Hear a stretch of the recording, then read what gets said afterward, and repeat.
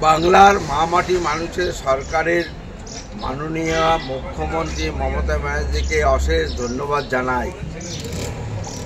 তিনি যে প্রকৃতপক্ষে ধর্মনিরপেক্ষ এবং প্রকৃতপক্ষে তিনি যে একজন সনাতনী তার জ্বলন্ত প্রমাণ আজকে দীঘায় জগন্নাথ মন্দিরের যে উদ্বোধন করবেন আগামীকাল।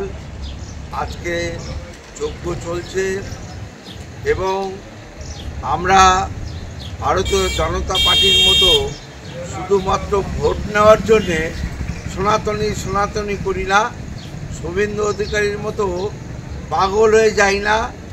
আমরা সব ধর্মকে সমান মর্যাদা দিই, তার প্রমাণ আমাদের মাননীয় মুখ্যমন্ত্রী রেখেছেন এবং আমরা এই আগামীকাল উদ্বোধনের ব্যাপারে জেলার নেতৃত্ব, রাজ্যের নেতৃত্ব নির্দেশক্রমে প্রতিটা ব্লকে এলইডির স্ক্রিনের মাধ্যমে আমরা এটা প্রচলন করব।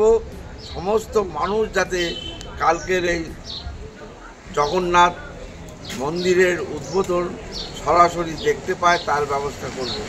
সমস্ত কর্মীদেরকেও সেই নির্দেশ দিচ্ছি।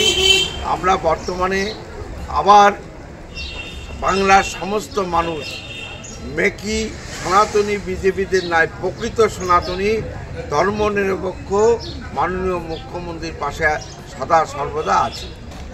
রানাঘাট উত্তর পূর্বের যে সমস্ত